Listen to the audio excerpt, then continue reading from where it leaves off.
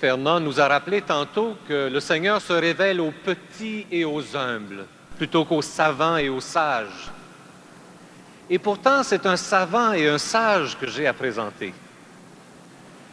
L'abbé Laurentin est bien connu de vous tous, auteur de nombreux volumes, de nombreux ouvrages très importants, très sérieux, très profonds et sages. Un expert du Concile, un grand spécialiste et un défenseur de Medjugorje. C'est un homme important pour l'Église. Et pourtant, c'est un homme, un savant, qui a un cœur d'enfant. Autrement, on ne l'aurait pas invité à vous parler du Sacré-Cœur. Hein, les savants, d'habitude, ne peuvent pas parler du Sacré-Cœur. Mais un savant qui a un cœur d'enfant, par exemple, ça, c'est autre chose. Après l'avoir entendu, plusieurs d'entre vous voudraient acheter certains de ces volumes qui sont disponibles. Et l'abbé Laurentin aussi se fera un plaisir de vous les autographier demain. Mais en ce moment, ouvrez votre cœur pour entendre ce que ce savant au cœur d'enfant a à nous dire au sujet du Sacré-Cœur. L'abbé René Laurentin.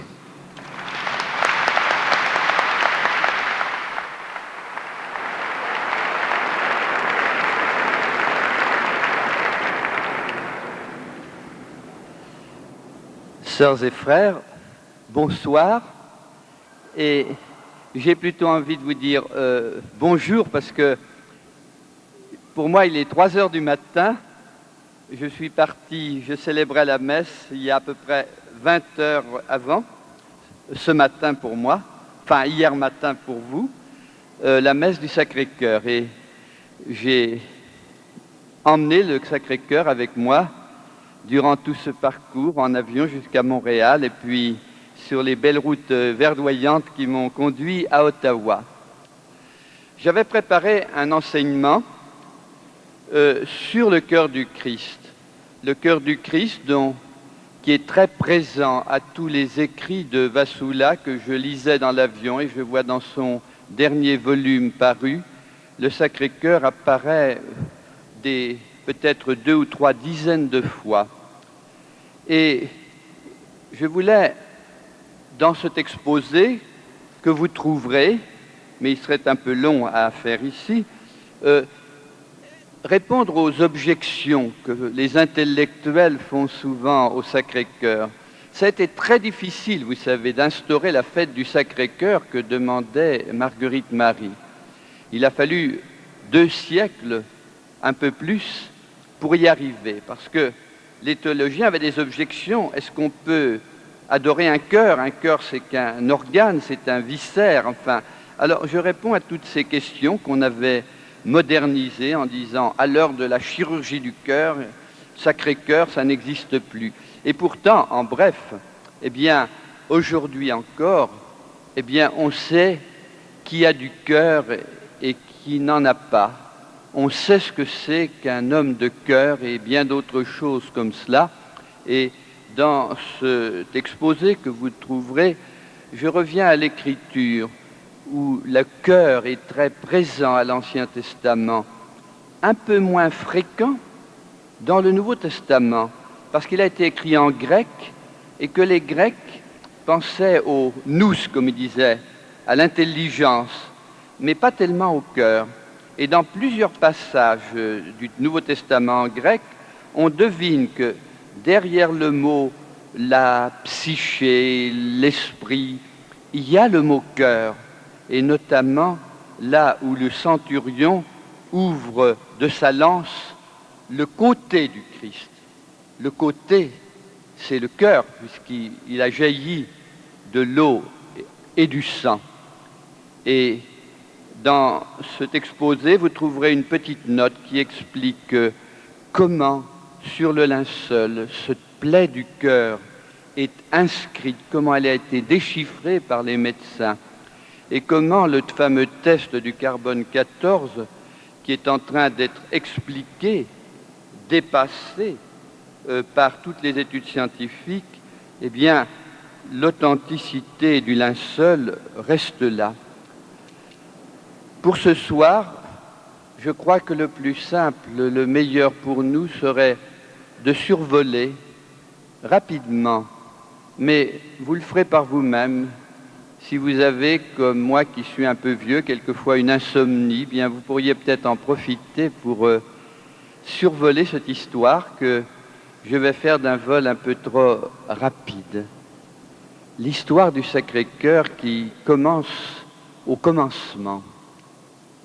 Au commencement, nous disent les scientifiques que j'ai beaucoup étudié ces jours-ci, au commencement était le Big Bang, le moment où le monde tout entier n'était gros que comme, non pas une tête d'épingle, mais comme un milliardième de milliardième de milliardième, 46 zéros de pointe d'épingle, a en quelques secondes explosé.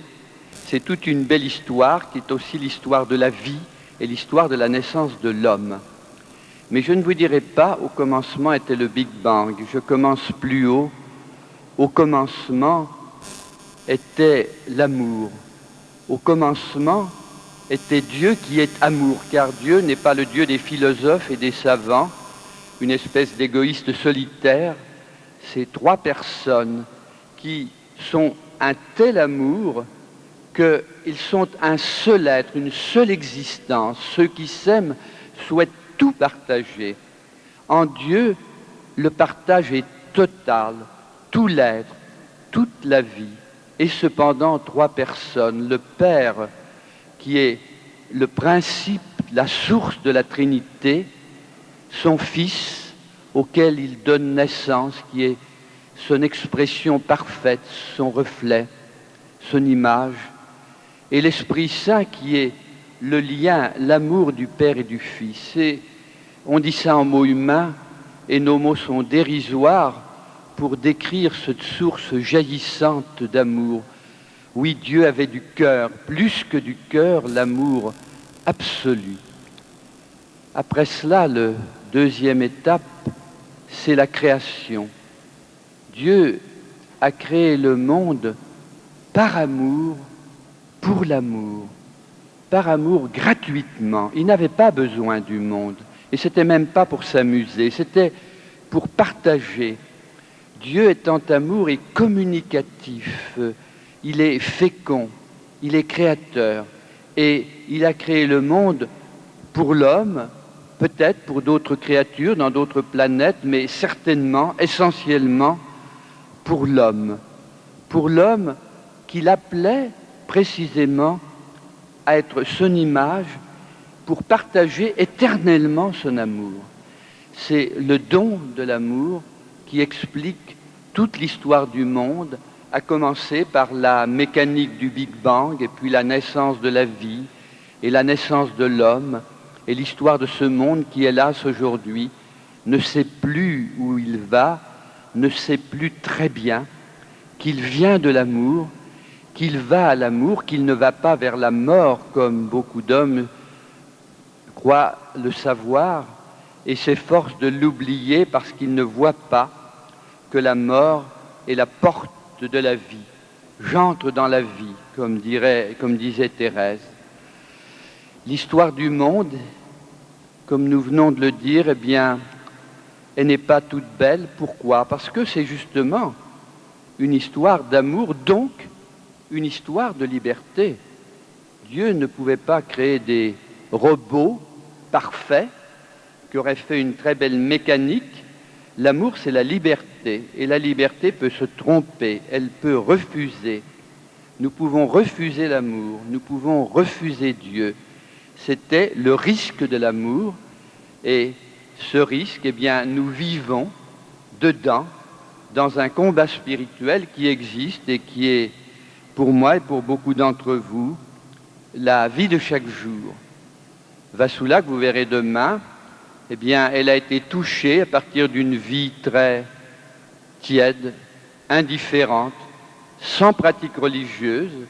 Elle avait déjà, il y a 10 ans, une petite quarantaine d'années, et elle a découvert le Christ et elle ne vit maintenant que pour lui. Et tout le reste, tout ce qu'il faisait, sa gloire, de championne de tennis et tout ce que vous voudrez, de peintre, tout ça, elle l'a laissé de côté pour Jésus-Christ seul, mais elle est très combattue, elle a des adversaires, mais ça lui est égal.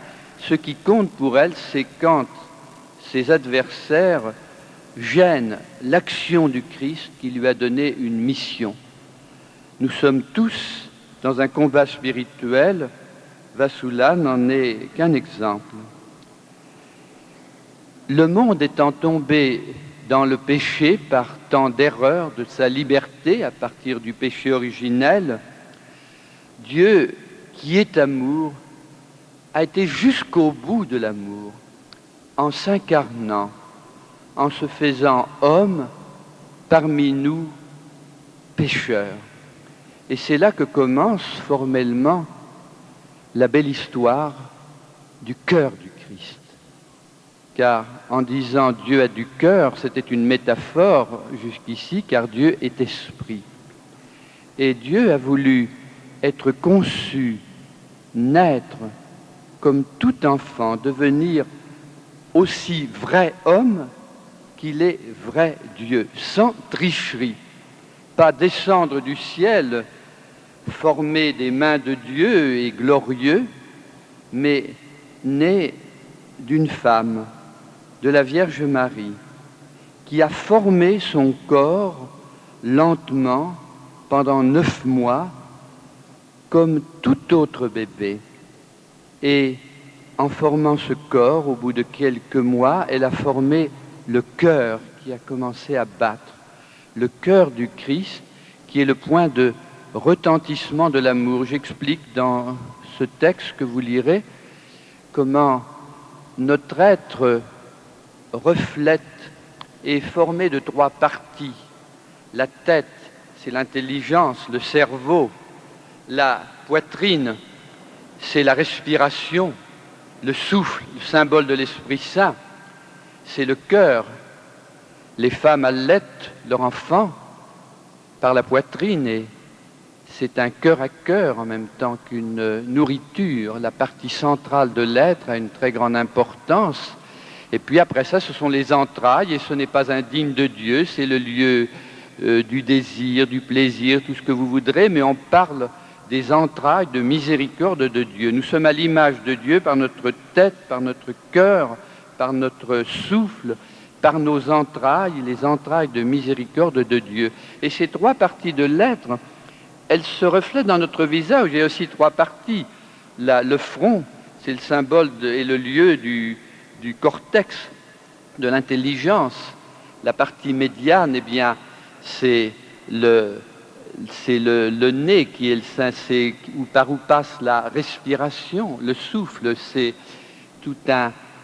la partie vitale, expressive de notre visage. Et puis le bas, bien, ça correspond au bas du corps, c'est par là que se fait le manger, la digestion, le baiser, etc. Et notre être est en 3 morceaux, comme ça, en 3 parties qui sont harmonieusement un reflet à l'image de Dieu dans notre être qui est semblable aux animaux, mais animé d'un esprit. Eh bien, la Vierge Marie a donc formé tout le corps du Christ, elle a formé son cœur, mais il y a une chose que l'on sait peut-être moins, peut-être c'est les mamans qui savent cela, mais beaucoup ne le savent pas, tout ce lien du petit enfant dans le corps de sa mère. Il n'est pas là comme dans une couveuse, une mécanique, il est dans un milieu chaleureux, vivant, et sa première sensation, c'est cette chaleur humaine. Et puis, au 4e mois et demi, son oreille s'ouvre et il est encore dans la nuit utérine, il est aveugle, mais son oreille est une première ouverture vers la lumière.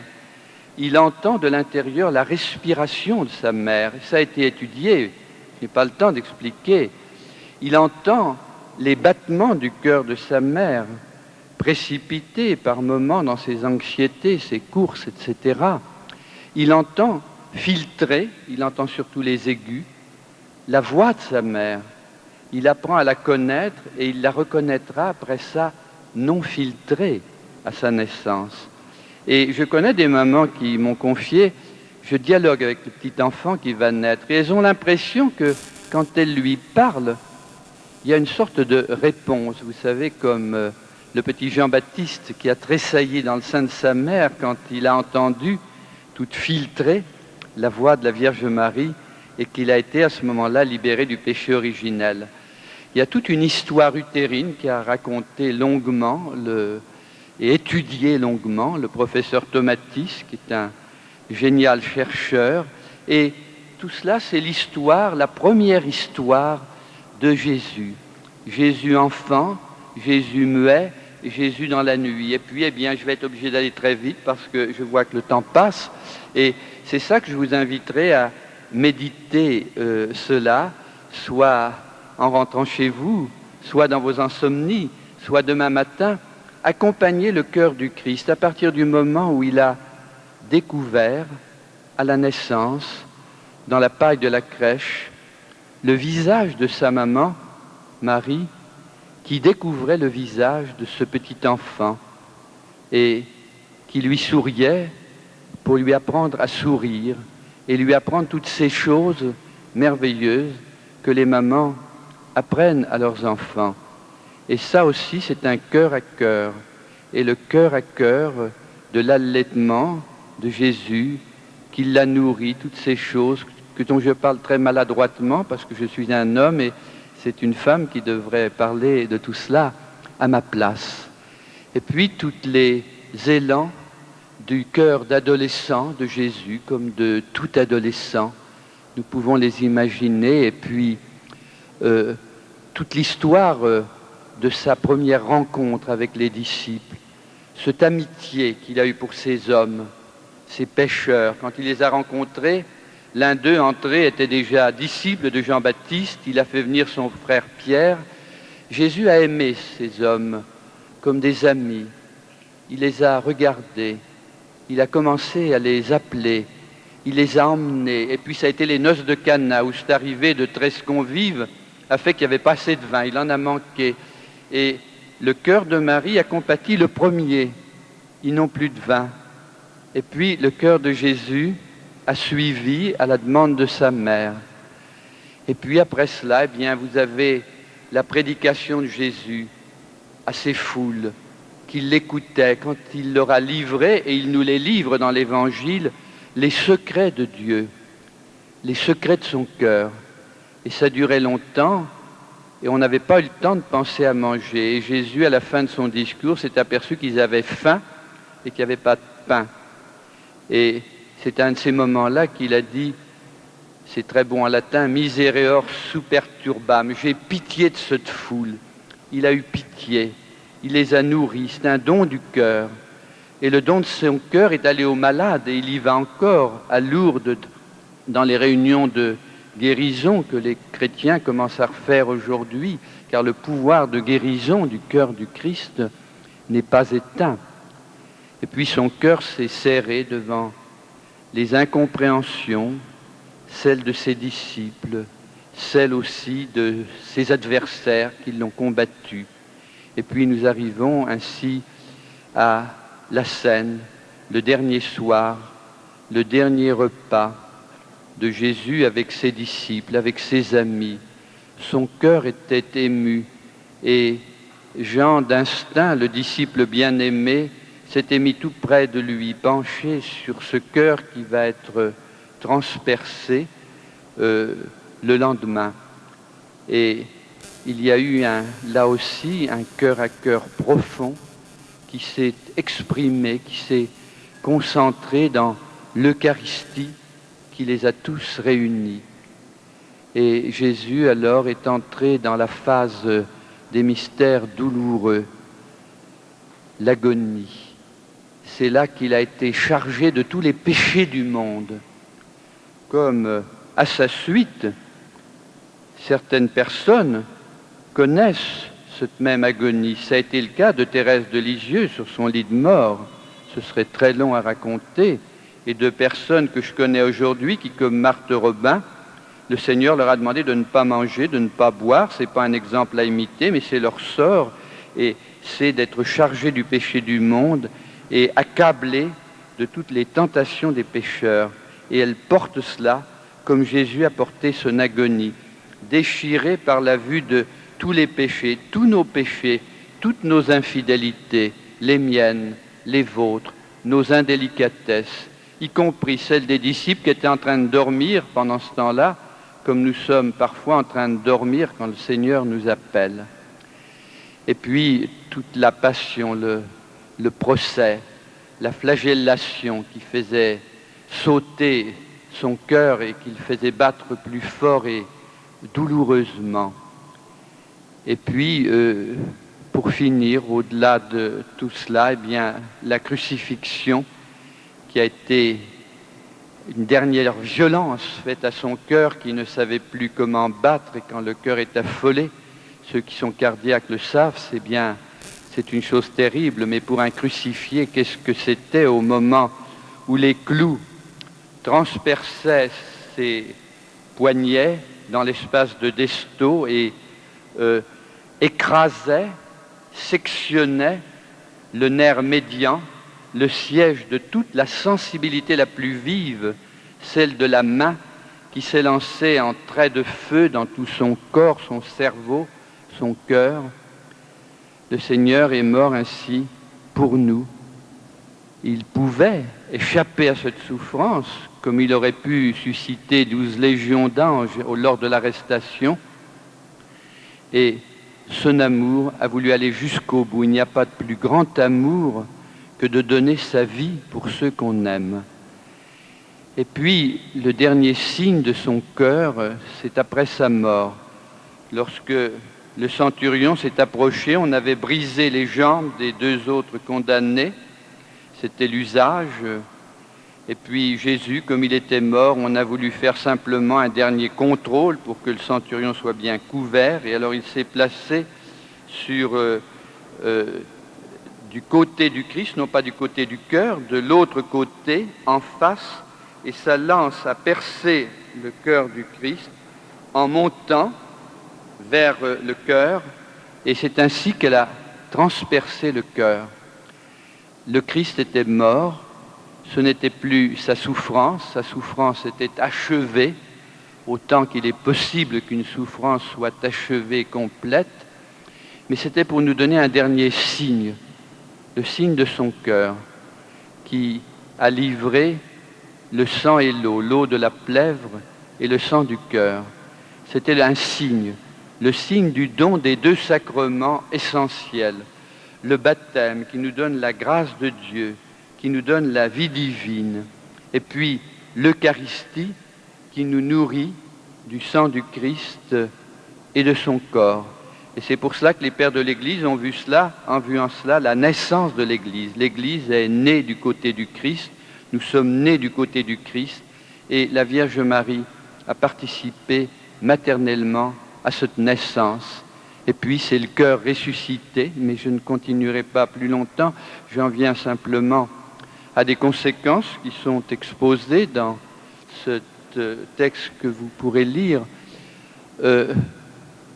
Voyez, le cœur du Christ, il existe dans l'Écriture, il en parle. Jésus a dit « Je suis doux et humble de cœur », mais il y a très peu de paroles où le cœur soit explicite.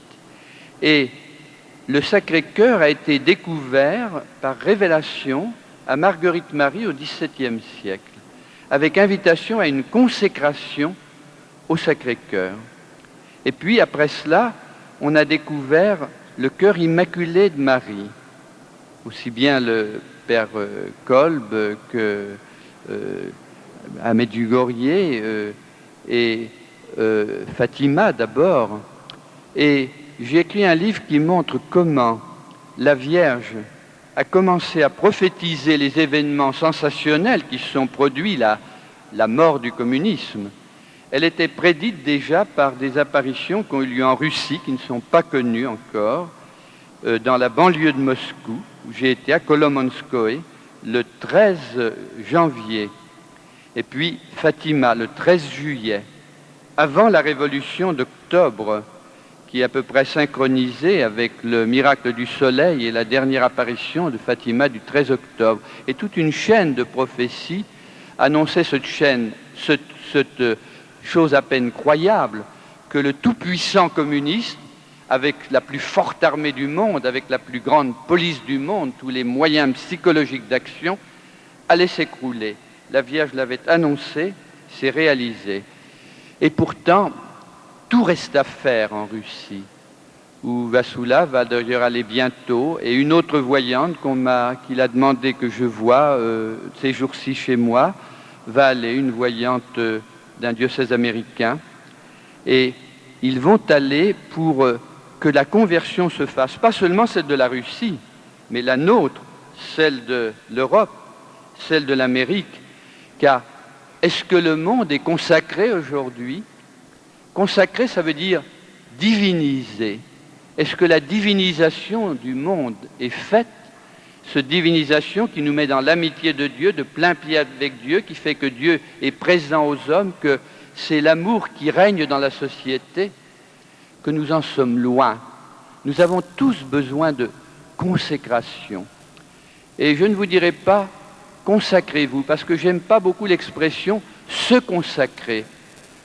Être consacré, c'est être divinisé. Dieu seul peut nous diviniser. Alors je pense que c'est quand même bien une sorte de désordre, j'allais dire un blasphème, de dire je me consacre.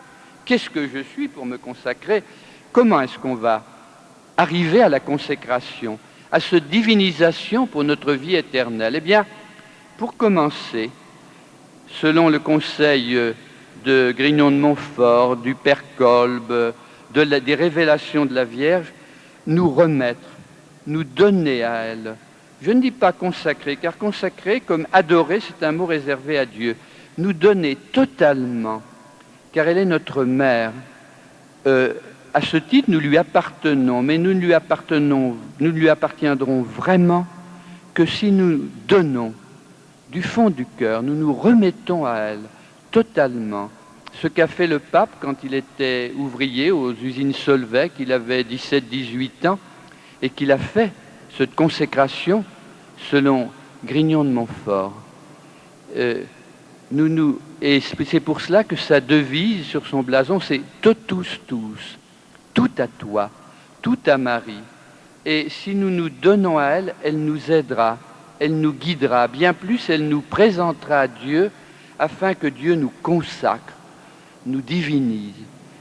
Tel sera l'achèvement de l'histoire du cœur de Jésus, cette histoire d'amour qui commence dans l'amour infini, l'amour éternel de Dieu, plus beau que tous les amours du monde, infiniment, infiniment plus beau et plus grand, et plus satisfaisant et plus plénifiant que tous les amours de ce monde et auxquels nous sommes appelés.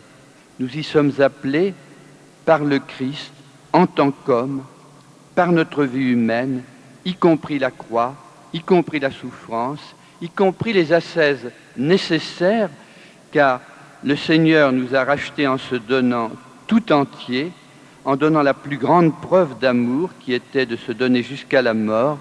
Eh bien, nous aussi, nous avons à nous donner en vérité. Prions les uns pour les autres pour que ce congrès nous aide à réaliser ce don du cœur. Amen.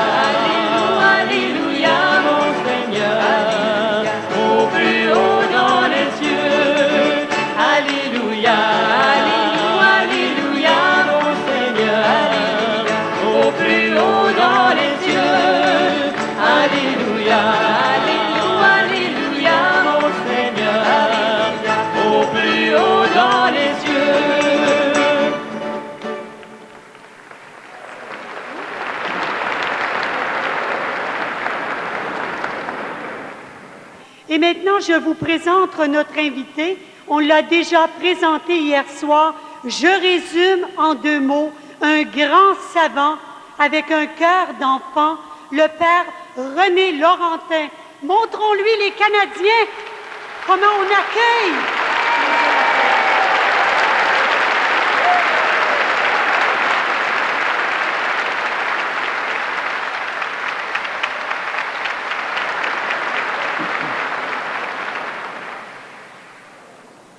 Frères et sœurs, je ne sais pas si j'ai un cœur d'enfant, parce que j'admire beaucoup le cœur d'enfant là où je le rencontre, et ma condition d'intellectuel qui a à réfléchir, à critiquer, ça m'éloigne quelquefois beaucoup du cœur d'enfant.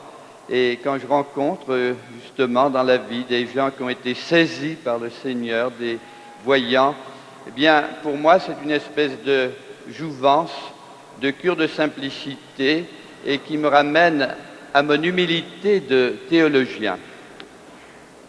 Vous venez donc d'entendre, plutôt de prier avec Vassoula, et là, non pas tellement animé que prier avec vous le rosaire, simplement, sans mise en scène ni effet. Cette fois-ci, comme d'autres, je pensais à son image superposait celle d'une grande spécialiste du healing, de la guérison en Amérique. Quand elle se produisait en public, elle avait toujours une toilette extrêmement étudiée, des musiques climatisantes et toute une technique extraordinaire de présentation pour conditionner le public. Eh bien, vous avez pu voir que chez Vassoula, il n'y a rien de tout ça. Ça, c'est le passé pour elle. Autrefois, elle a présenté des toilettes dans les grands magasins du Bangladesh, on l'avait choisi pour ça. Maintenant, ça ne l'intéresse plus. Elle n'est pas fardée, comme était Catherine Kuhlman. Elle arrive comme ça, dans une tenue ordinaire, modeste, simple, propre à la faire oublier. Car pour elle, maintenant, depuis que le Christ l'a saisie, ce qui compte, c'est lui. Elle veut disparaître devant lui. Ça ne l'empêche pas d'exister, hein? Mais quand elle se produit devant le public, c'est pas elle, moi, je. Hein? Elle disparaît devant la prière. Et à tel point que, ça c'est un petit phénomène particulier, mais 1 ou 2 personnes m'avaient confié que quand il priait avec Vassoula, qu'il la voyait prier, à un moment c'est comme s'il voyait disparaître Vassoula pour voir derrière elle le visage du Christ. C'est une petite expérience particulière, assez spéciale, mais qui rend bien compte de ce qu'elle veut être et de ce qu'elle est effectivement depuis que le Christ a pris toute sa place dans sa vie et que sa devise pourrait très bien se résumer dans celle de Grignon de Montfort, Dieu seul, le Christ seul, ce qui n'empêche pas, bien sûr, ni d'exister, ni d'aimer les autres, ni d'être là pour eux. Et je dirais qu'une autre image se superposait pour moi, c'est celle du père Hurtebise qui se promenait de long en large avec tant de vigueur sur la tribune hier et qui lui aussi ne voulait être qu'un témoin. Et c'est très impressionnant que nous ayons eu ensemble son dernier témoignage. C'est un exemple, oui, qui converge, car ces derniers mots, c'était pour parler de l'amour du Christ. Et puis, finalement, vous invitez à l'amour. Le Christ vous aime, l'aimez-vous. Et puis, les derniers mots, l'éternité bienheureuse. Et à ce moment-là, au moment où il prononçait le mot éternité, ses yeux se sont fermés. Lui qui avait une telle vigueur, il y a une espèce de subite défaillance, mais il a réussi à bien articuler, mais avec une certaine faiblesse, les mots éternité bienheureuse. Il était en train d'y entrer. Et son geste, il ne maîtrisait plus ses gestes, mais assez pour qu'il a terminé sur une génuflexion. Vous pourrez le voir si vous voyez la vidéo. Je l'ai regardé 2 ou 3 fois parce que c'est très impressionnant, c'est très beau, c'est une sorte d'icône. une génuflexion. Le genou s'est fléchi comme devant le Saint-Sacrement, devant le Seigneur qui l'accueillait. Et puis, il aurait dû tomber tel qu'il était parti par là, de 2 mètres de haut, 1,50 m de haut. Et puis, sa main quand même s'est posée, l'a-t-il contrôlé, son bon ange l'a-t-il contrôlé pour elle, et il est tombé tout son long très dignement, mais sans se contrôler, parce que c'est le visage qui a cogné par terre, et nous l'avons entendu. Mais il est tombé dans la position qui est celle de la prostration des prêtres ou des évêques avant leur ordination. Il a terminé dans cette position très belle. Le Seigneur a voulu que sa mort reste une icône de son témoignage. Alors, c'est là que...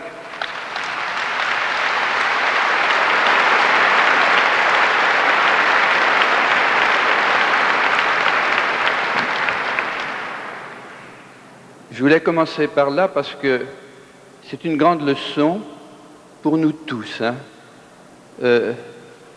Nous sommes bâtis pour nous défendre dans la vie, nous sommes bâtis avec un certain égoïsme animal, pour penser beaucoup à nous. Et ce à quoi nous invitent ces 2 témoignages dont je vous parlais, c'est d'apprendre à nous oublier nous-mêmes pour le Seigneur et pour les autres. Si nous le faisons, ça demande un effort. Beaucoup de gens n'en sont pas capables. On resterait mélangé, un peu égoïste, un peu charitable, ça se balade. Et si nous y arrivons, si nous arrivons à nous oublier face au Seigneur, à nous oublier pour servir les autres, c'est toute une ascèse. Nous oublier pour jeûner et ne pas être les esclaves des désirs de nourriture. Si nous faisons cela, eh bien, curieusement, on n'est pas plus malheureux, mais on est beaucoup plus heureux. Et ça, le Seigneur l'a promis. Il a dit, ceux qui ont tout abandonné pour moi, les apôtres, ils recevront le centuple. Et dans Saint Marc, il dit le centuple dès ici-bas.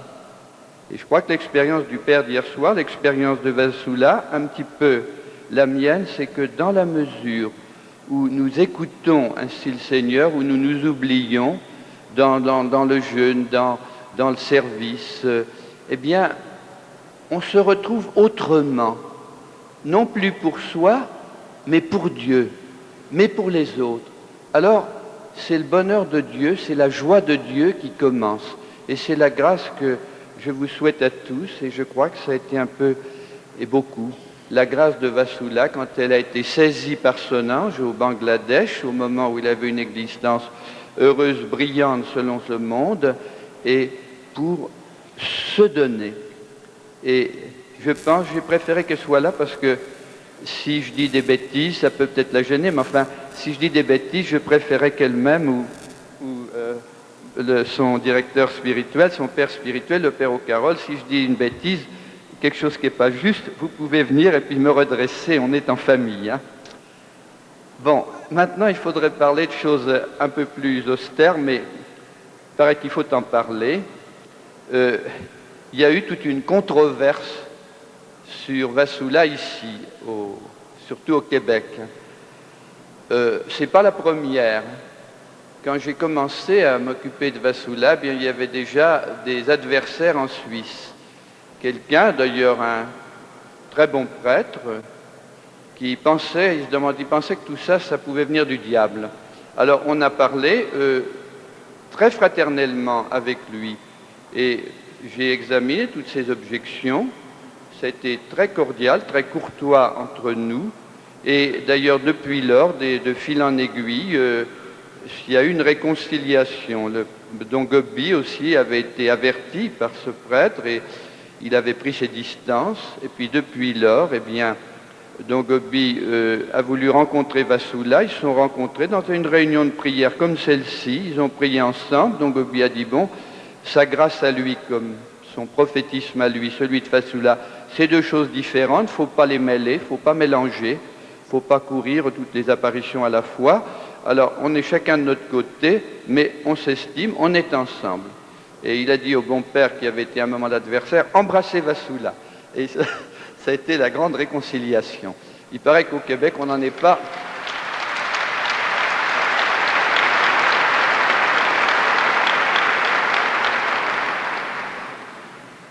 Entre-temps, il y a eu d'autres choses comme ça.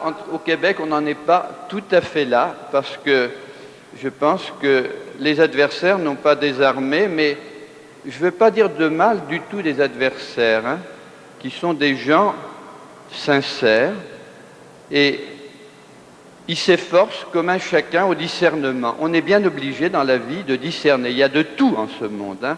Du bon et du mauvais, il y a beaucoup de gens qui se trompent. Chacun s'efforce au discernement, et je vous assure que c'est pas facile. Il faut être sérieux, il faut aussi être modeste. Même l'Église, quand elle discerne des apparitions, elle est très modeste. Quand il s'agit d'enseigner le credo, l'Église le fait avec force. Si vous n'y croyez pas, vous vous mettez en dehors du Christ, en dehors de l'Église, et vous vous excommuniez. L'Église peut dire ça avec force. Mais quand l'Église vous dit les apparitions même de Lourdes, les plus reconnues, les mieux reconnues, celle de Fatima, celle de Guadalupe, quand elle dit « je crois que c'est authentique », l'Église ne le dit pas comme quand elle enseigne le credo. Elle dit « on a examiné, est-ce que la Vierge apparaît, bon, est-ce que c'est authentique ?» Ça nous paraît authentique. Il y a tous les signes d'authenticité sont là, vous pouvez y croire, il est bienfaisant d'y croire, il y a de bons fruits, mais vous êtes libre. Si un de vous venait se confesser, me dire mon père, j'ai un seul péché à m'accuser, je ne crois pas à Lourdes, et puis en plus je ne crois pas à Fatima, j'aurais qu'à vous dire, vous pouvez repartir parce que je n'ai pas à vous donner absolution, ce n'est pas un péché de ne pas croire à Lourdes, ce n'est pas un péché de ne pas croire à Fatima. Je dirais quand même, pour ne pas renvoyer le pénitent, il ne faut jamais renvoyer un pénitent. Ah, si vous vous êtes enragé après, je ne sais pas, le recteur de Lourdes ou l'évêque, ou que vous avez des mauvais sentiments à votre égard, ça c'est un péché. Mais pas croire à Lourdes, pas croire à Fatima, ce n'est pas un péché. L'Église est modeste et nous devons être modestes. Et moi-même qui suis devenu, sans le vouloir, un spécialiste du discernement, je suis appelé maintenant par des évêques. Un évêque américain m'a envoyé une voyante comme ça, chez moi, avec qui j'ai passé 2 jours. Bon, je suis très modeste parce que, comme l'Église, je dis, il y a de bons signes d'y croire ou non, parce qu'il y a des cas où c'est pas juste, hein. Il y a de bonnes raisons dans les meilleurs cas. On peut y croire, c'est fructueux, c'est ce que j'ai commencé, je vous dirai tout à l'heure, à constater pour Vassoula. Bon, mais je dis, c'est pas définitif. Pourquoi? Tout simplement parce que un voyant peut mal évoluer. Parmi les voyants inauthentiques, comme le fameux Little Pebble, vous savez, le petit caillou, je crois que c'est un homme qui a dû faire une conversion sincère, non pas de l'athéisme, il me l'a écrit lui-même, il n'a jamais été athée, comme on a dit. Il s'est converti sincèrement, il a sans doute eu des grâces de Dieu, puis après ça, il est parti cavalier seul, et il a complètement déraillé, en disant par exemple que c'était au temps de Paul VI, que ses 2 principaux collaborateurs, le cardinal Villot, secrétaire d'État, que je connaissais très bien, et puis Monseigneur Benelli, qui était son substitut, c'est-à-dire le collaborateur numéro 2 de grande confiance, peut-être le principal. Ils ont enfermé le pape Paul VI, ils l'ont mis dans une cave du Vatican, et puis ils ont pris un sosie, et maintenant le pape qu'on voit, c'est pas Paul VI, c'est un sosie. C'est la Sainte Vierge qui aurait dit ça au petit caillou. Et alors, ils avaient pris ça d'ailleurs à Bessaïd, apparition aussi, où je crois que c'est une bonne personne, qui a eu des bonnes choses dans sa vie, puis qui a déraillé, puis qui avait commencé à dire ça, voyez-vous. Et alors, comme preuve, elle mettrait 2 photos de Paul VI. Il y en avait une, c'était le portrait d'Apparat, où on avait effacé les rides, enfin, tout beau, tout bien. Puis une autre, un jour où il était un peu fatigué, les traits un peu tendus, un peu anxieux. Il était quelquefois anxieux, le pape Paul VI. Je disais, voilà le vrai pape, voilà le faux pape tel que l'a fait la chirurgie esthétique. Bon, alors, vous voyez, discerner n'est pas facile, et même ces gens-là, je ne jette pas la pierre, je dis c'est des gens qui ont déraillé. Et tout voyant, comme chacun de nous peut dérailler. Vous voyez, après le concile, combien de prêtres qui étaient des bons prêtres? Il y en a même un dans ma famille, voyez-vous. Eh bien, il y a eu un moment, il y a une espèce de grande tentation collective. Vous en avez vu des cents, même rien qu'ici, au Canada, et peut-être des 1000, en tout cas quelques 1000 en France, qui sont partis. Et certains parmi les meilleurs, ils ont déraillé. Vous savez, on n'a pas à faire le malin devant le Seigneur. On doit être très humble devant le Seigneur. C'est pas, même s'il nous a conduits à une bonne étape, croyons pas que c'est arrivé. Si nous sommes arrivés à une bonne étape, nous serons tentés davantage. Et le diable cherchera à nous avoir. Alors je pense que quand il y a des divisions, comme il y en a beaucoup dans l'Église, le diable nous tente. Je ne dis pas que pas du tout, que ceux qui attaquent Vassila, ils sont possédés. Non, c'est pas du tout ça. Ils sont tentés comme un chacun de moi, de nous, de vous, et ils sont partis sur une idée. Le diable, souvent, nous tente par nos idéologies. On en a tous. Il y en a beaucoup. Je pourrais donner des exemples. Et à partir d'une idéologie, il nous fait voir les choses à travers un prisme déformant. Alors, ces gens, avec beaucoup de sincérité, ils se mettent à lire ça, puis en disant « Oh, ça c'est pas bien ». Ils commencent à chercher le mal. Si on commence à chercher le mal dans un écrit, on le trouvera toujours. Oh, toujours, on me dirait quand même pas dans l'Évangile, mais si, même dans l'Évangile, les rationalistes ont passé leur temps à trouver des erreurs, des contradictions dans l'Évangile. Il y a même des exégètes catholiques qui croient quelquefois en trouver. À mon avis, ils se trompent, mais on pourra en donner des exemples, voyez-vous. Les gens qui trouvent des tas de fautes dans Vassula. Dans l'Évangile, par exemple, je ne me rappelle plus si c'est Saint Marc ou Saint Matthieu, le Christ dit au prédicateur de n'avoir ni bourse, ni bâton. Dans les autres évangiles, c'est seulement un bâton. Alors c'est le contradictoire. Est-ce qu'il leur a dit de prendre un bateau ou de prendre? L'évangile est contradictoire. Non, tout simplement, le Seigneur leur a dit, eh bien, d'aller dans le plus simple appareil, pas les moyens de ce monde. N'allez pas en carrosse, vous n'aurez pas de monture, vous irez à pied, avec des sandales, dans un appareil pauvre, en comptant sur Dieu. Alors, est-ce que ça veut dire un bâton, pas de bâton? Il y a un évangéliste, il y a une petite... et puis ça n'a pas d'importance, parce que ça veut dire la même chose. Voyez-vous, dans un cas comme ça, un rationaliste, un ennemi de l'évangile dira « Voyez, l'évangile, ça ne tient pas debout, c'est contradictoire ». Un autre dira « Bon, il y a eu un petit accident qui s'est produit, mais nous voyons très bien ce que ça veut dire ». C'est ce qu'on appelait la pia interpretatio, c'est-à-dire que la règle d'interprétation, herméneutique, comme on dit en termes savants dans l'Église, c'est quand il y a quelque chose qui ne va pas dans le texte de l'Évangile, ou même d'un saint, d'un père de l'Église, au lieu de prendre la pire interprétation, de chercher le plus mauvais sens, il faut chercher quel est le meilleur, et pratiquement le chercher par le contexte, et c'est le contexte qui est clair. Et c'est ce qui a manqué, voyez-vous, à ceux qui ont travaillé les livres de Vassula, la plume à la main, pour chercher le mal. Ils ont réussi à en trouver. Alors, je ne vais pas examiner les objections une par une, parce que j'ai donné un texte de 40 pages. Vous pourrez lire tout ça. Hein?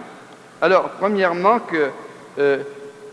qu'est-ce que c'est que le discernement dans l'Église? Hein? Et on dit il y a 3 choses. Et je vais les résumer, puis parce que je les applique à Vassula. Comme j'ai que 5 minutes, je vais le faire très vite. Eh bien, d'abord, je crois que le discernement, en résumé, il y a 3 choses à discerner. Premièrement, les fruits. Ça, c'est le critère numéro 1. Pourquoi critère numéro 1? Parce que c'est celui du Christ. Il a dit, vous reconnaîtrez l'arbre à ses fruits. Un mauvais arbre ne peut pas produire de bons fruits, et un bon arbre ne peut pas produire de mauvais fruits. Alors je dis, c'est le principal critère. C'est ce que contestent les adversaires. Oui, les adversaires, je n'ai pas voulu être mêlé à la controverse. Je n'ai pas voulu publiquement les critiquer. Je ne prononcerai pas leur nom, voyez-vous, et je donne simplement leurs objections sans dire si c'est l'un, si c'est l'autre. Hein.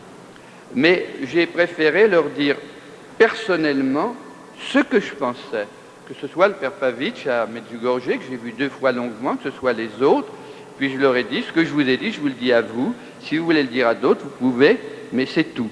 Et je l'ai toujours fait fraternellement, parce que ce sont de bons chrétiens comme nous, ils ont fait un discernement qui, à mon avis, n'est pas bon, je respecte leur sincérité, et c'est tout. Bon, alors, ils ne reconnaissent pas que les fruits, c'est important, ils disent un mauvais arbre peut produire de bons fruits. Moi, je ne suis pas d'accord, mais le Seigneur dit autrement. Deuxièmement, eh bien, la personne et sa vie, parce que ça compte. Est-ce que c'est quelqu'un qui est sincère ou qui ne l'est pas? Bon, on va tâcher d'examiner ça, et rapidement, dans les minutes qui restent. Et puis enfin, la doctrine. Eh bien, les fruits, pour Vasula, c'est « je suis parti de là », voyez-vous. Je ne connaissais pas, et puis des gens qui avaient été convertis par Vasula m'en ont parlé, plusieurs. Alors, ça m'a donné l'idée de lui téléphoner, c'est comme ça qu'on a été en contact, et puis que j'ai voulu approfondir, que je l'ai rencontré chez moi plusieurs fois, et j'ai constaté les fruits. J'aurais voulu vous lire, par exemple, une lettre que j'ai reçue juste avant de partir. Je l'ai ouverte dans l'avion. C'est un athée qui me dit « J'ai 54 ans aujourd'hui, depuis l'âge d'environ 17 ans, je suis athée et marxiste. Enfin, il serait plus exact de dire que je l'étais. Car depuis que j'ai lu Vasula, un véritable retournement s'est opéré en moi. » Bon, quantité de lettres comme ça. Donc, les fruits sont excellents et j'ai rencontré plusieurs fois les convertis des réunions de Vasula. Il y en a qui l'accompagnent, qui l'ont accompagné en Irlande avec un mini-car. Et j'ai été les voir en Suisse, j'ai célébré la messe pour eux. Je les ai vus vivre, on a passé la journée ensemble.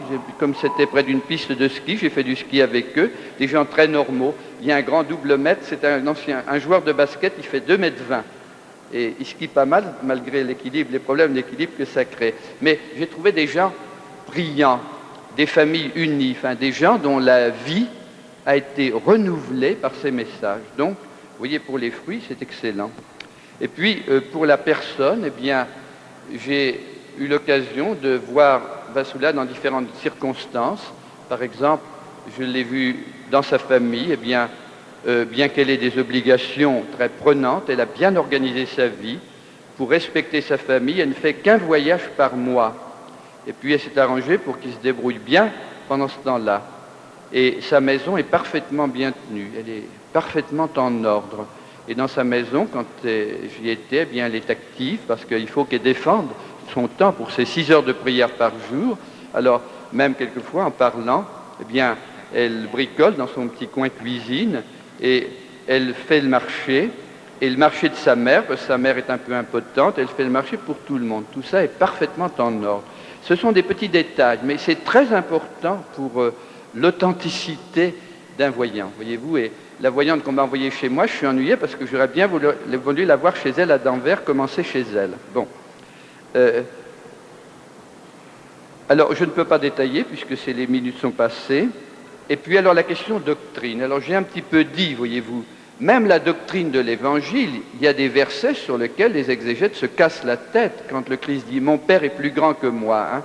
J'explique ça dans le papier qui va arriver, le papier imprimé qui va vous arriver. Et d'autres, il y a des problèmes, il faut voir comment l'interpréter. Ça ne veut pas dire qu'il ne faut pas l'interpréter dans le sens de l'arianisme. Il y a une égalité et c'est dit selon l'humanité. Eh bien, les objections qu'on a faites à Vasula au plan doctrinal, vous en verrez la réponse dans ces 40 pages. Je donne les principales et vous pourrez les étudier. Donc, conclusion, si vous voulez. Je vais être très simple parce que les apparitions, les charismes, c'est un domaine de liberté. C'est le self-service, le libre service dans l'Église. Nous seuls, les chrétiens, nous sommes des gens libres. Nul n'est forcé de lire Vasula, comme nul n'est forcé d'aller à Lourdes. Je dirais personnellement, pour moi, je n'ai pas le besoin de ces messages, ni des autres messages. J'en reçois tellement que je suis un peu comme les garçons pâtissiers, vous savez, à qui on laisse manger tous les gâteaux qu'ils veulent le premier jour. Et après ça, ils n'ont plus faim, quoi. Ils ne mangent plus jamais de gâteaux. Alors, j'apprécie tous ces gâteaux que je reçois des messages, mais personnellement, j'en ai tellement que je les étudie, mais ma nourriture, à moi, essentiellement, c'est l'Évangile. Mais, puisque ça convertit tant de gens, il y a des gens qui ont besoin de cette nourriture. Alors, c'est à vous de faire le bon choix. D'abord l'Évangile, et puis après, si ces choses répondent, et elles ont des raisons de les estimer, parce que, je dis, si je n'en ai pas un besoin personnel, j'ai relu le dernier fascicule, je ne l'ai pas amené, que j'ai amené de Paris, eh bien, je l'ai lu et ça m'a apporté quelque chose, ça m'a éclairé, ça m'a illuminé. J'ai vu la fréquence de plus en plus grande avec laquelle revient le Sacré-Cœur. Et puis, comme revient chez Vassoula, le rosaire, le pape, même le purgatoire. Enfin, elle est orthodoxe, mais le Seigneur l'a amenée à toute la doctrine catholique, si bien que un des orthodoxes à qui on avait demandé de préfacer son premier livre a dit « Écoutez, pour moi, c'est trop catholique, c'est bien, mais je ne veux pas le préfacer. » Eh bien, vous voyez, Vassoula a un message d'unité, c'est un message prophétique. Comme tous les prophètes, elle est un petit peu en avant des choses. C'est ce qui fait qu'on a critiqué ces messages œcuméniques. Mais je crois que ça se comprend très bien dans l'angle prophétique où elle est. Elle voit l'unité déjà réalisée. Le Seigneur l'a pris là où elle était, chez les orthodoxes. Et il l'a prise dans l'humilité, qui est une chose très importante et qui est très présente dans tous ces messages. Le sens de son humilité pour nous inviter à ne vivre que de l'amour de Dieu. C'est mon dernier mot. Voyez-vous, c'est un dialogue d'amour pour elle que ce qu'elle écrit. Elle reçoit, le Christ lui dit « je t'aime », elle lui répond, mais ce n'est pas elle, Vassoula, ça s'adresse à chacun de nous, et comme disait très bien le père Adler, chacun de nous peut s'identifier. Ces paroles d'amour que le Christ adresse à Vassoula, ce n'est pas un privilège, c'est pour chacun d'entre nous, et chacun d'entre nous, nous avons à trouver une réponse profonde, authentiquement amoureuse, avec un don de toute notre vie à Dieu. Amen.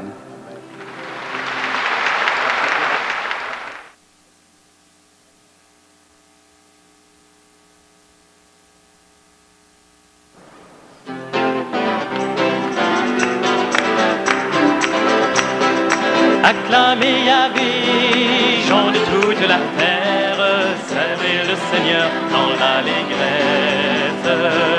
Et venez à lui avec des chants de joie, et venez à lui avec des chants de joie.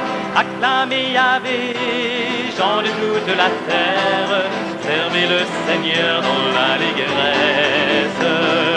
Et venez à lui avec des chants de joie, et venez à lui avec des chants de joie. Sachez que lui, Yahvé est Dieu, il nous a fait, nous sommes à lui, peuple choisi de son bercail. Acclamez Yahvé, gens de toute la terre, servez le Seigneur dans l'allégresse. Et venez à lui avec des chants de joie, et venez à lui avec des chants de joie. Entrez chez lui en rendant grâce, dans la louange, en ses parvis, oui, rendez grâce, louez son nom. Acclamez Yahvé, gens de toute la terre, servez le Seigneur dans l'allégresse. Et venez à lui avec des chants de joie, et venez à lui avec des chants de joie. Car il est bon et d'âge en âge, fidélité. Car il est bon, car éternel est son amour. Acclamez Yahvé, gens de toute la terre, servez le Seigneur dans l'allégresse. Et venez à lui avec des chants de joie, et venez à lui avec des chants de joie. Acclamez Yahvé, gens de toute la terre, servez le Seigneur dans l'allégresse. Et venez à lui avec des chants de joie, et venez à lui avec des chants de joie.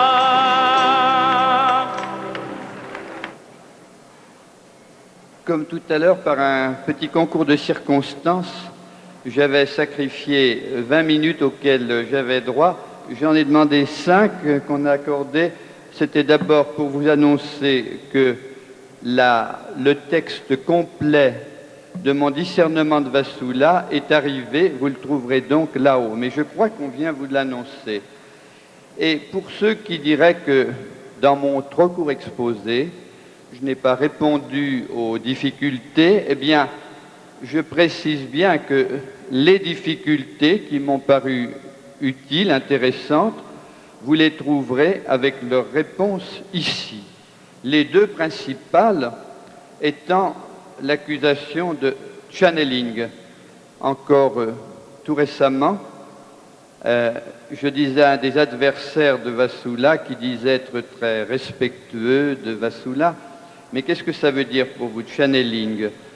C'est des puissances obscures qui remueraient sa main. Qu'est-ce que c'est pour un chrétien des puissances obscures? Est-ce que vous en connaissez d'autres que le démon? Et ils n'en connaissaient pas puisqu'ils sont de bons chrétiens.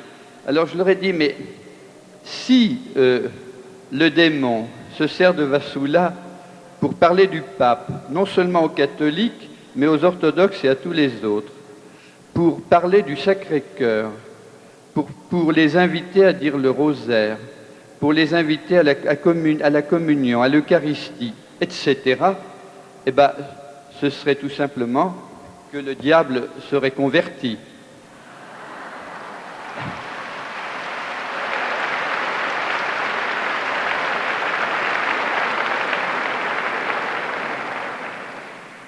Et puis, vous voyez, le channeling, c'est apparenté à l'écriture automatique. Ce sont des choses un peu confuses, où le sujet n'est pas libre. Vassula est bien libre, elle est libre dans l'amour. Tous ces 4 livres, c'est une histoire d'amour avec le Christ, un amour profond. Et elle est restée libre à chaque instant. Sa main était mue, mais elle pouvait résister, elle pouvait arrêter d'écrire quand elle a eu ses petits combats de Jacob, comme Jacob en a eu et comme tout le monde en a. Et son écriture s'est d'ailleurs ouverte à écouter le Christ. C'est la progression d'un amour qu'on lit, si on lit attentivement ces livres, pour y chercher ce qui s'y trouve, et non pas pour essayer d'y trouver artificiellement des contradictions. Et puis la deuxième grande objection, eh bien, ce serait apparenté au Nouvel Âge. Vous connaissez le Nouvel Âge, c'est cette doctrine très brillante qui a pu ramasser tout ce qu'il y avait de brillant, oui, dans notre civilisation, dans les découvertes, y compris dans les religions, y compris Jésus-Christ, mais alors dans un pastis, un mélange incroyable. C'est ce qu'on appelle du syncrétisme. On met un peu de Jésus-Christ, peut-être 5%, et puis 95% de toute espèce de choses. Eh bien, Vassula, c'est exactement le contraire.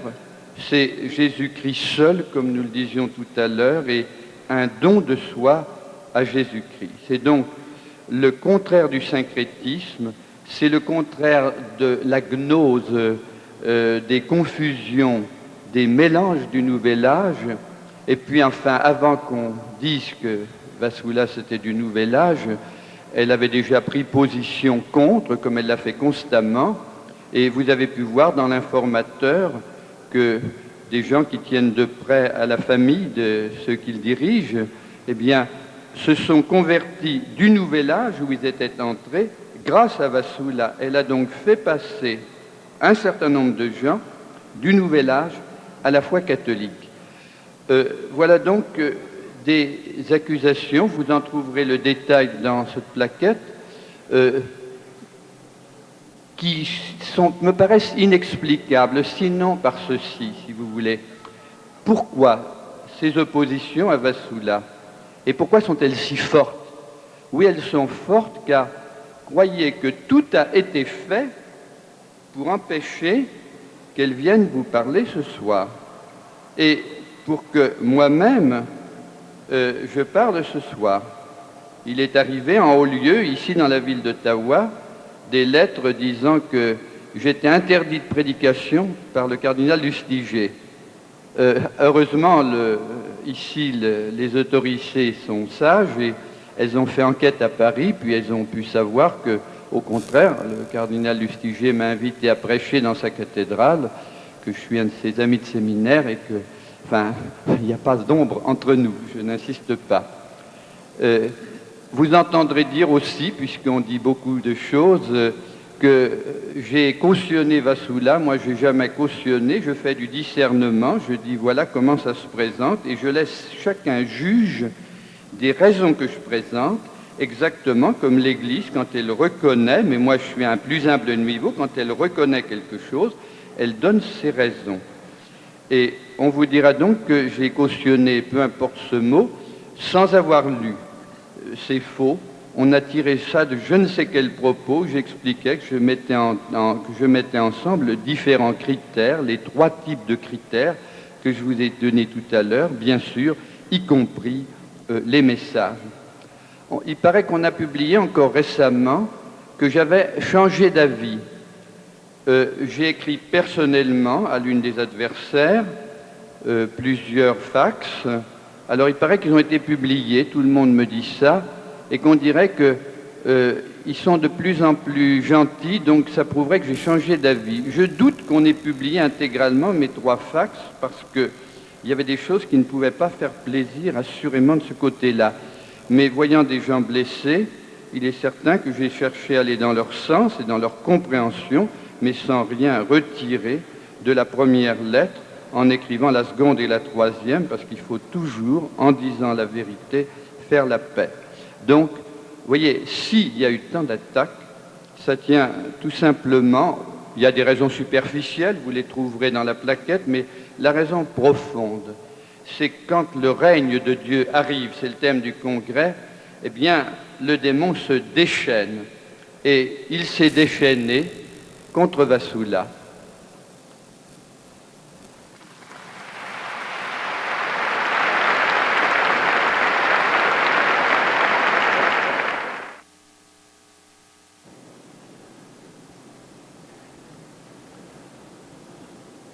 Au nom du Père et du Fils et du Saint-Esprit. Amen. Excellences, chères sœurs et frères, nous venons de lire l'Évangile qui nous met en face du Seigneur. Et c'est le moment où Jésus prend la route de Jérusalem vers sa passion, vers sa croix, vers la résurrection. Les textes tels qu'on les traduit sont souvent bien filtrés, et Monseigneur, qui est exégète, et Vassula, qui est de langue grecque, ne m'en voudront pas de rappeler la plénitude de ce texte très fort, où presque tous les mots importants sont un peu filtrés. Lorsqu'advint l'accomplissement des jours de son ascension, Jésus affermit sa face pour monter à Jérusalem. Le premier mot important, c'est l'accomplissement. Jésus, après sa gestation, son enfance, sa longue enfance, sa jeunesse, va vers l'accomplissement qui se fera vers sa croix. L'accomplissement de l'histoire qui va vers Dieu et de Dieu qui va vers l'histoire. Et l'accomplissement des jours de son ascension. En grec, c'est l'analepsis qui veut dire ascension. Qu'est-ce que ça veut dire? Eh bien, ça veut dire la montée du Christ. Tout d'abord, il monte sur la route de Jérusalem à 730 mètres d'altitude.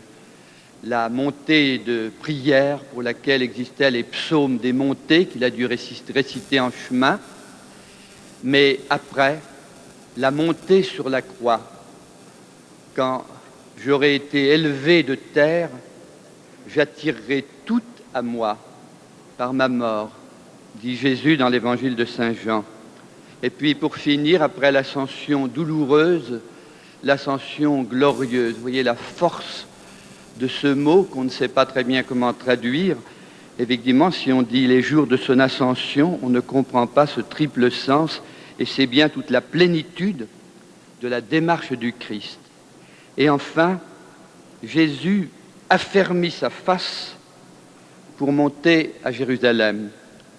Sa face, c'est la figure, le visage, non pas un visage crispé. Jésus qui va vers sa mort n'y va pas avec un visage crispé, mais avec un visage détendu, sans doute souriant, comme doit être celui d'un chrétien dans l'adversité.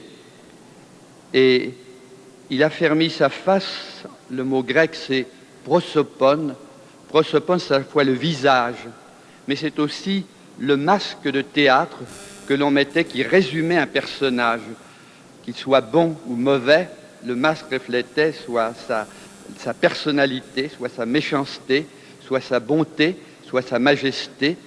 Et c'est pour cela que le mot prosopon signifie aussi la personne. Jésus affermit donc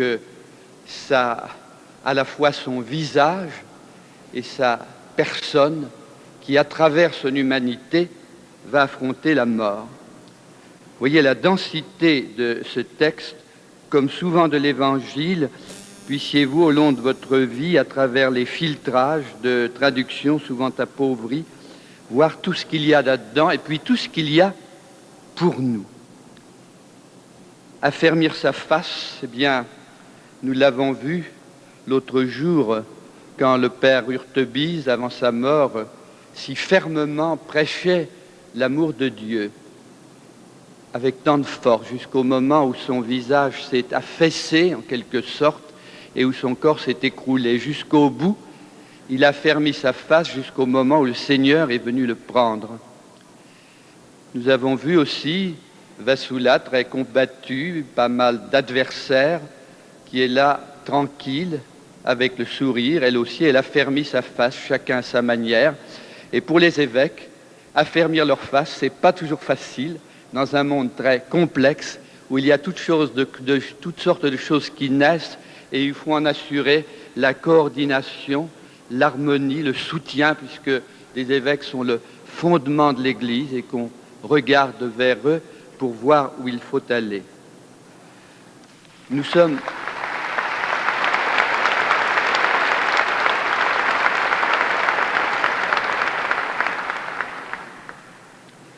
au moment d'un combat spirituel. Peut-être diriez-vous un combat terminé, car nous avons assisté à des événements absolument inimaginables il y a 10 ans, même 8 ans, quand le marxisme qui régnait sur un grand tiers du monde s'est écroulé. C'est une étonnante histoire. Elle m'a tellement bouleversé, j'ai écrit 2 volumes là-dessus pour montrer ce qui s'est passé.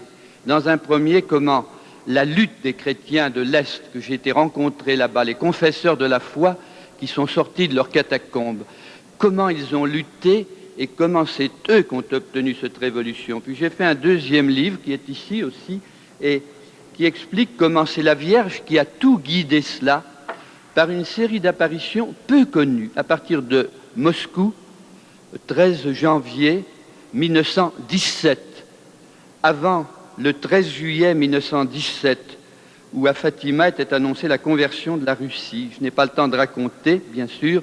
Et puis avant la révolution d'octobre et le 13 octobre, qui fut la dernière apparition de Fatima.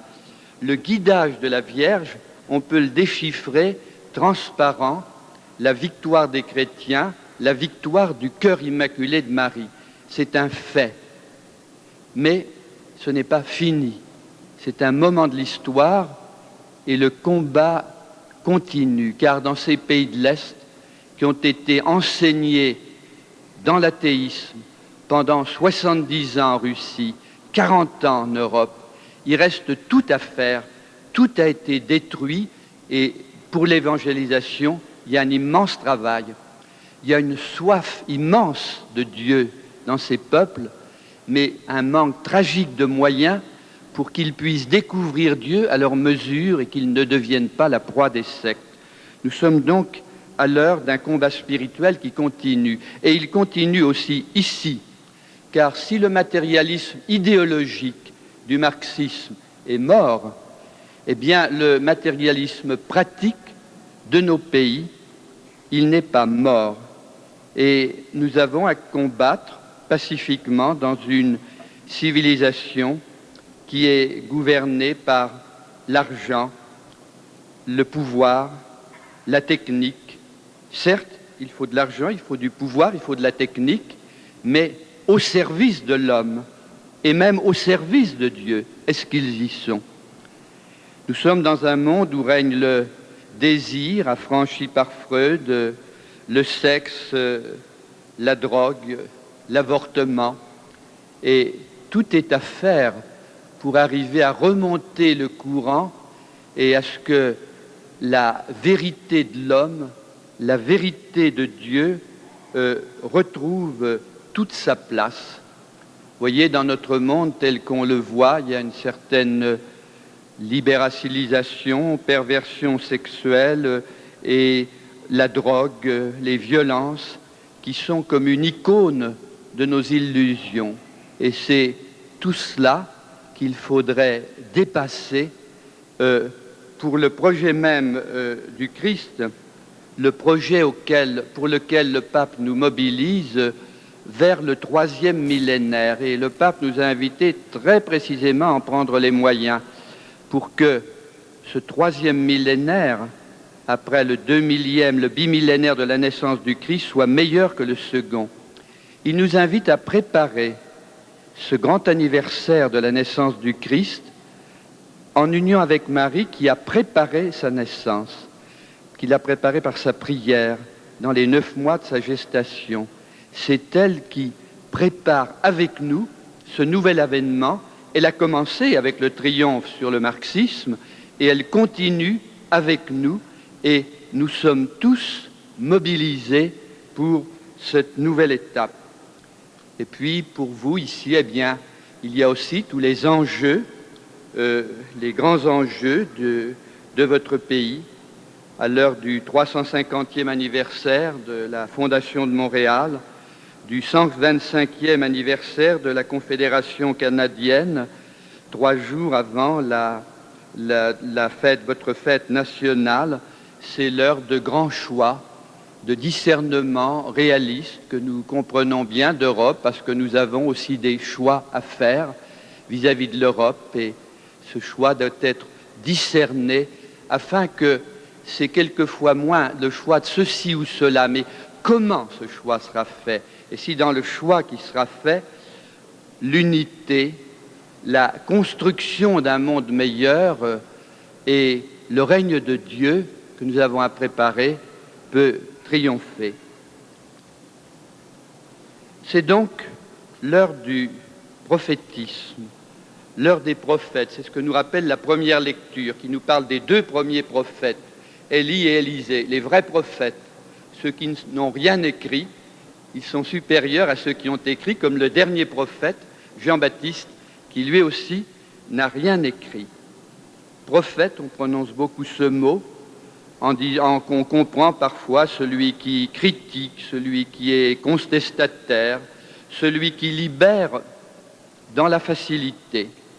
Non, le prophète, c'est selon l'étymologie du mot grec, celui qui parle au nom de Dieu, au nom de l'Esprit Saint, qui est ouvert à l'Esprit Saint, aux motions de l'Esprit, et non à ses petites pulsions personnelles, et qui sait ne pas confondre ces pulsions imaginatives et autres avec les vraies motions plus exigeantes, plus profondes, plus plénifiantes de l'Esprit Saint. Nous avons à en être l'instrument. Mais plus largement que le temps des prophètes, auquel la première lecture nous invite à réfléchir, c'est l'heure des charismes, de tous les charismes de l'esprit, car il y a une infinité de charismes, on n'a jamais pu en faire la liste, il y en a peut-être presque autant que de vrais chrétiens qui vivent leur vocation, car à chacun de nous, le Seigneur inspire toute une série de services à rendre, de charismes à exécuter, car le charisme, qu'est-ce que c'est, selon saint Paul? Un don gratuit de l'Esprit Saint pour l'édification du corps du Christ. Et cela vaut dans les grandes choses, et ça vaut aussi dans les petites. On racontait que dans un groupe, je ne sais pas s'il était d'ailleurs catholique ou non catholique, il y avait une communauté qui voulait toujours, à chaque instant, être inspiré par l'Esprit. Alors il prenait ça d'une manière un petit peu systématique, même pour la vaisselle. Alors moi, le Seigneur m'a inspiré de faire la plonge. Moi, le Seigneur m'a inspiré de prendre le torchon. Et puis, quand on est arrivé au dernier, ils avaient prié, bien sûr, avant, le dernier a dit, moi, le Saint-Esprit m'a rien inspiré, mais comme il n'y a personne pour ranger la vaisselle, je vais ranger la vaisselle.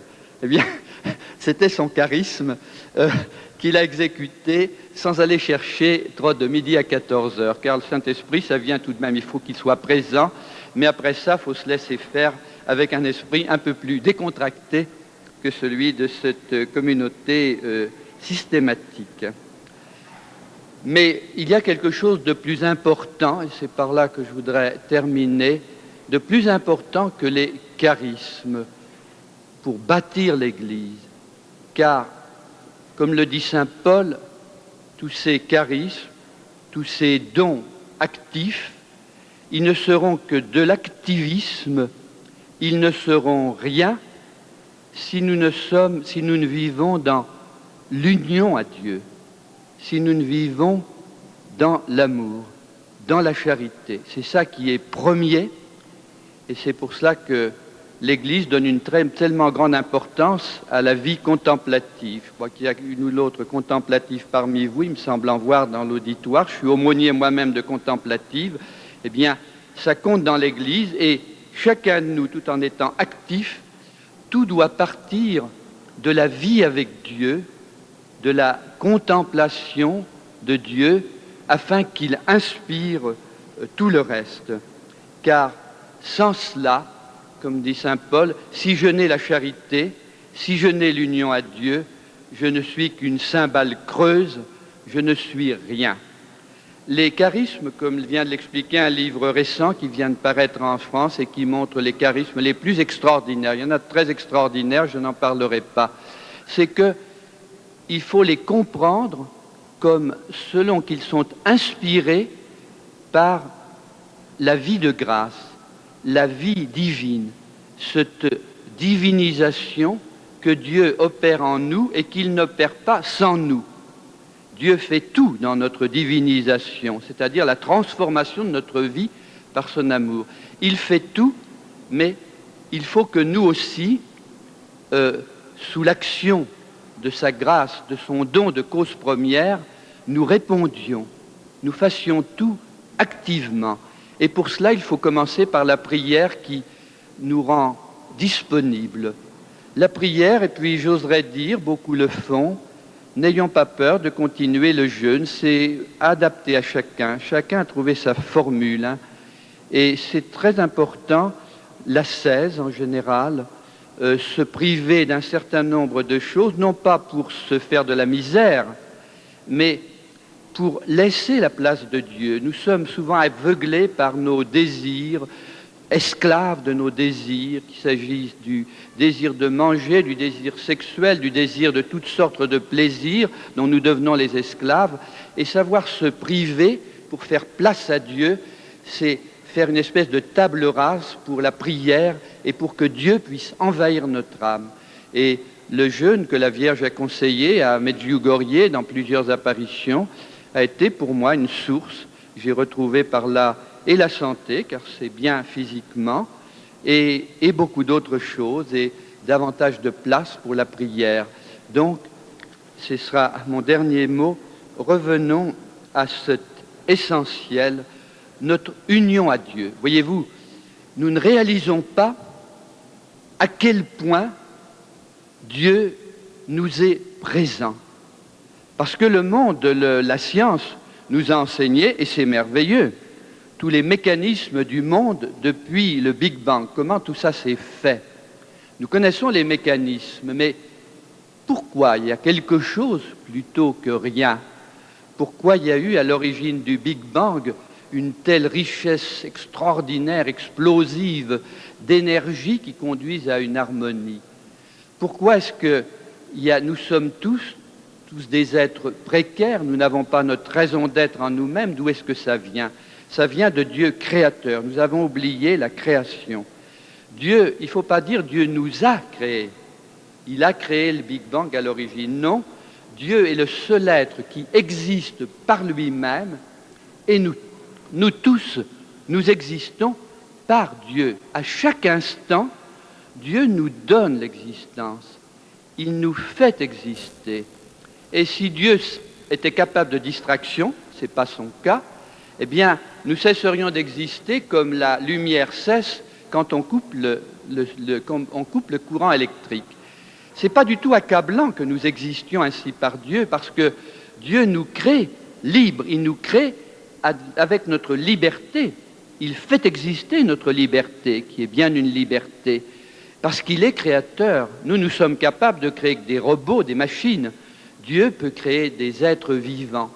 Et d'ailleurs, il a partagé ce privilège avec les hommes qui peuvent engendrer leurs semblables. Un père, une mère peuvent engendrer un enfant. C'est un privilège que n'ont pas les anges. Mais ils le font en coopération avec Dieu. Donc, Dieu nous crée avec une richesse intacte, une délicatesse infinie.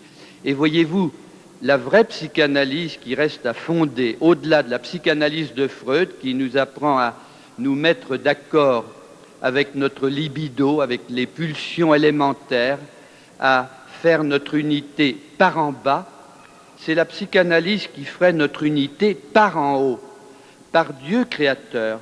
Et elle consiste, et beaucoup de gens la font, l'inventent par eux-mêmes, comme Freud a inventé sa psychanalyse, beaucoup de chrétiens ont inventé cette psychanalyse-là, eh bien, prendre conscience à chaque instant, Dieu est là. Seigneur, à chaque instant, tu me donnes l'existence. À chaque instant, tu me crées. Et c'est bien moi que tu crées avec cette liberté qui peut se retourner contre toi. Mais j'adhère à toi. Seigneur, je sais que tu me crées par amour, pour l'amour. J'adhère à ton amour libérateur qui seul peut me donner la liberté, au-delà de tous les esclavages de l'égoïsme. Oui, Dieu est plus intime à nous-mêmes que nous ne le sommes nous-mêmes, et il nous libère. C'est la grâce que je vous souhaite, et c'est l'Esprit Saint qui, je dirais, est le témoin de la Trinité en nous, qui nous apprendra à retrouver en nous l'amour créateur. Et je terminerai en donnant la parole au Père Urtubise. Je dirais sa première parole, qui est peut-être en même temps la dernière, après ces mots « l'éternité bienheureuse »,« merci Seigneur ». Voilà ce qu'il écrivait en acceptant de venir parler à ce congrès, dont sans se douter que ce serait sa dernière minute sur la terre.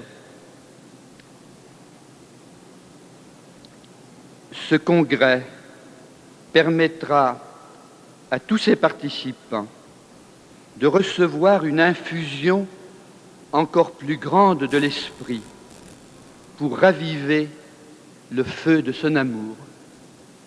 Amen.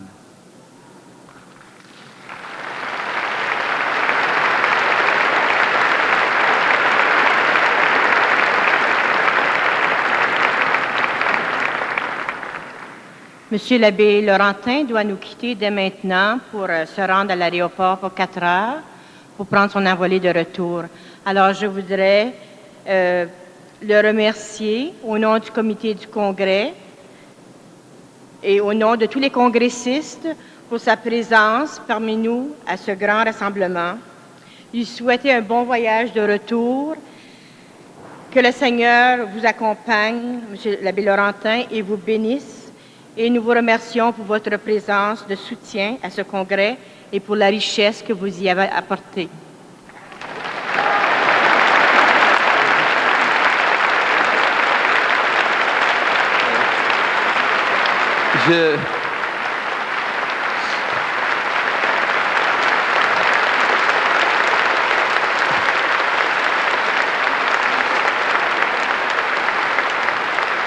Je voulais partir sur la pointe des pieds en me cachant bien, puisqu'on a dévoilé que j'avais l'avion. Je vous dis au revoir. je reste de cœur avec vous, en union avec la messe, avec le Seigneur qui va tous vous inspirer, et afin que son règne arrive. Amen.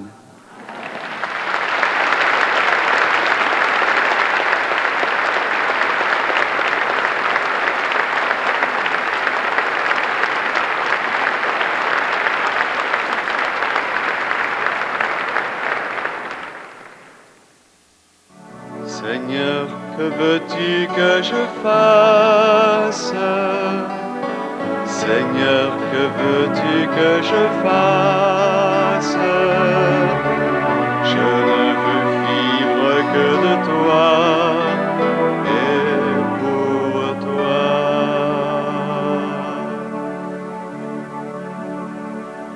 Seigneur, que veux-tu que je fasse? Je n'ai pas grand-chose à t'offrir, sinon mon unique désir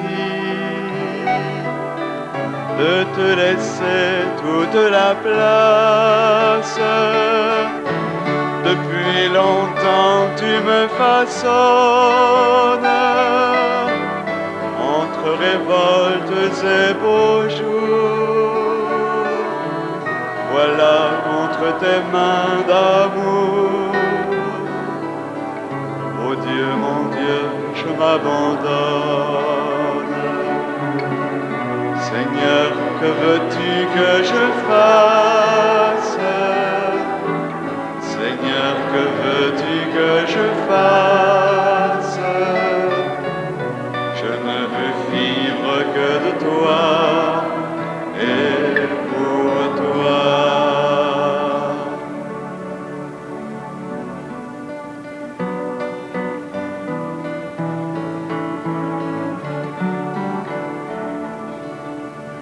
Que désormais tu sois l'espace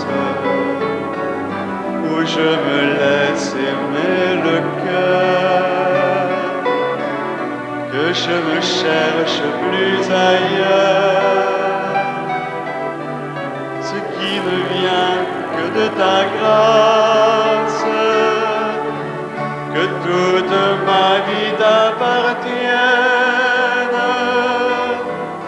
et mes hivers et mes étés, car je n'ai d'autre volonté que de vivre selon la tienne. Seigneur, que veux-tu que je fasse? Seigneur, que veux-tu que je fasse? Je ne veux vivre que de toi et pour toi.